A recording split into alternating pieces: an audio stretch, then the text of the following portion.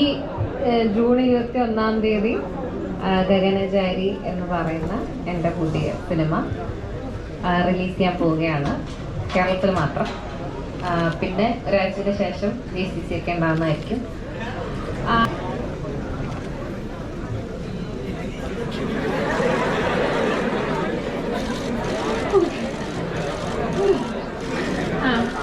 അപ്പോൾ ഞാൻ എൻ്റെ ഗഗനചാരിയെ പറ്റി നിങ്ങൾക്ക് അറിയത്തില്ല എന്നുണ്ടെങ്കിൽ ഞാൻ ഉണ്ടെങ്കിലും ഇല്ലെങ്കിലും ഞാൻ പറയുക കുറച്ച് കാര്യങ്ങൾ പറയാനുണ്ട്. ബേസിക്കലി ഇതൊരു സയൻസ് ഫിക്ഷൻ മോക്യുമെന്ററി സിനിമയാണ്. മോക്യുമെന്ററി എന്താണെന്ന് നിങ്ങൾക്ക് അറിയാമെന്ന് ഞാൻ വിചാരിക്കുന്നു.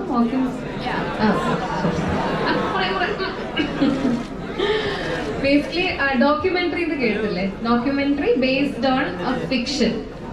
അപ്പം ഇതുപോലെ ക്യാരക്ടേഴ്സ് ക്യാമറ നോക്കി സംസാരിക്കും, അങ്ങനത്തെ പരിപാടികളൊക്കെ ഉണ്ടാവും. ഡോക്യുമെന്ററി സ്റ്റൈലിലായിരിക്കും പോകുന്നുണ്ടാവുക. ഇപ്പൊ നമ്മള് കുറച്ച് സിറ്റ്കോംസ് കണ്ടിട്ടുണ്ടാവും, ഓഫീസ്, മോഡേൺ ഫാമിലി എന്നൊക്കെ പറഞ്ഞിട്ട്. അതേപോലെ ആയിരിക്കും ഗഗനചാരി പോവുക. And it's a science fiction story also. 2043 something 40കളിൽ ഒരു ഏലിയൻ, കേരളം ഏലിയൻസ് ഉള്ള ഒരു സമയം, ഒരുമിച്ച് താമസിക്കുന്ന 3 ആൾക്കാരുടെ ഇടയിലേക്ക് ഒരു ഏലിയൻ കടന്നു വരുന്നതും പിന്നീട് ഉണ്ടാകുന്ന കുറച്ച് രസകരമായ കാര്യങ്ങളും.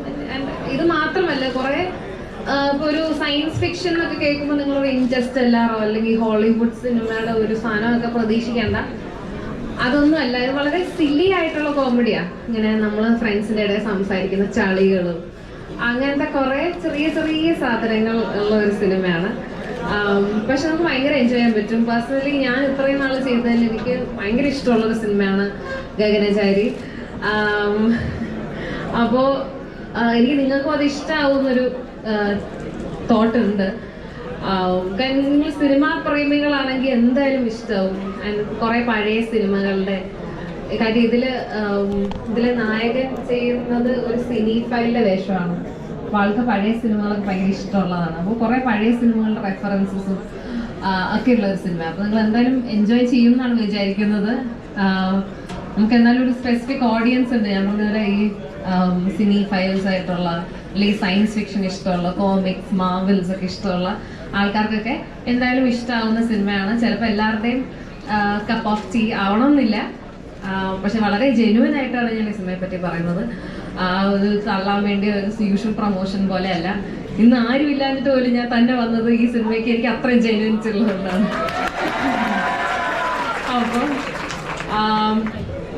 നിങ്ങൾ എന്തായാലും ഇത് നമുക്കറിയാം, ഇപ്പോഴത്തെ സിനിമകൾ അല്ലെങ്കിൽ നമ്മൾ കാണുന്ന സിനിമകളൊക്കെ നമുക്കൊന്നെങ്കിൽ നമ്മുടെ ഓർമ്മകളിൽ നിന്നുള്ള സിനിമകളായിരിക്കും, അല്ലെങ്കിൽ നമ്മുടെ പാസ്റ്റിൽ നിന്നുള്ള സിനിമകളായിരിക്കും. നമുക്ക് ഫ്യൂച്ചറിനെ പറ്റി ചിന്തിക്കാൻ ഒരു അവസരം വേണം.